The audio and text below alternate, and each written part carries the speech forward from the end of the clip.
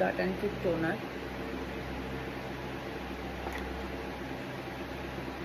প্রাইমারে চলে এলাম। ময়েশ্চারাইজার আমি অ্যাপ্লাই করি না, কালকে মেকআপটা এভাবেই করেছিলাম। আমি দেখলাম অনেক লং লাস্টিং করেছে, মানে অনেক বেশি গরম তো ময়েশ্চারাইজার দিলে খুব ঘাম হবে, মানে ইউজ করা না করাই উচিত।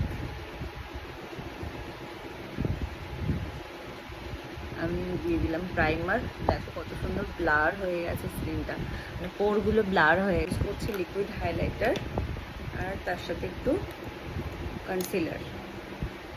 তোমরা চাইলে ফাউন্ডেশন শুধু ইউজ করতে পারো। মানে দেখো একটা সময় কিন্তু কনসিলারের এতই ছিল না, মানে যখন প্রফেশনাল মেকআপ আসেনি তখন কিন্তু এই ফাউন্ডেশন দিয়েই আমরা মেকআপ করতাম। এটা একটু ভেবে দেখো। এই যে খুব ভালো করে মিক্স করে নিলাম লিকুইড হাইলাইটার আর ফাউন্ডেশন বা কনসিলার, যেটাই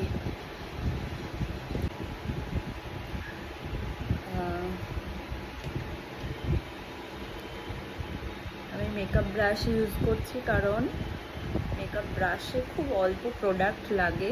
ব্লেন্ডারে হলে ব্লেন্ডারে কদিন ধরে মেকআপ ব্রাশই ইউজ করছি।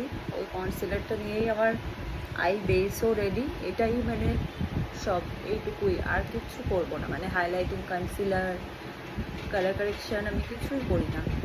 স্কিনে মোটামুটি একটু দাগ না থাকলে বা একটু হেলদি থাকলে কিছুই করার দরকার নেই ন্যাচারাল লুকের জন্য।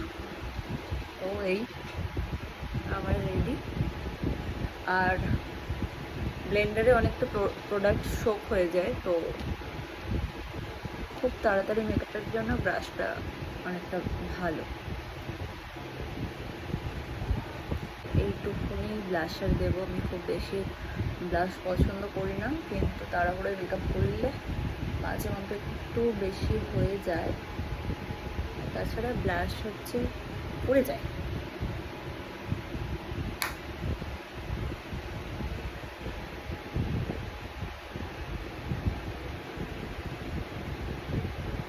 আমার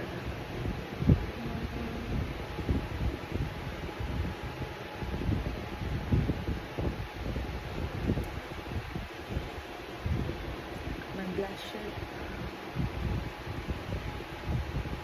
কমপ্লিট।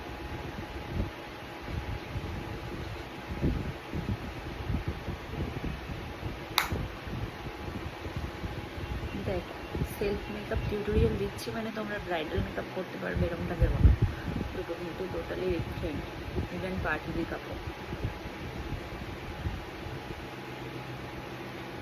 একটু বেশি করে দিলাম, তার কারণ হচ্ছে আমি আর পাউডার ব্লাশ দেবো না।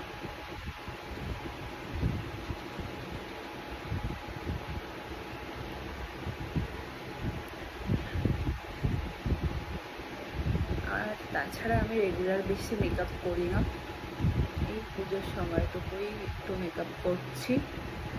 কিন্তু আমি মানে কোথাও গেলে আমার মেকআপ করতে ইচ্ছে করে না, স্কিনটা খুব ভারী ভারী লাগে। আর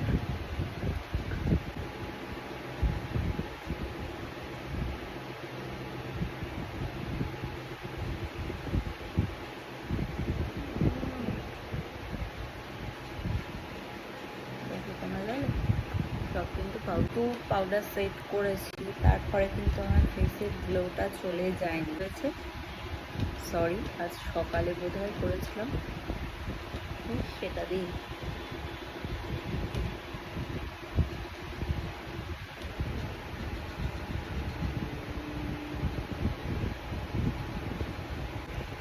কি আই মেকআপ করবো আমি জানি না, জাস্ট একটুখানি একটু গ্লিটারি ইউজ করতে ইচ্ছে করলো ঠাকুর দেখতে।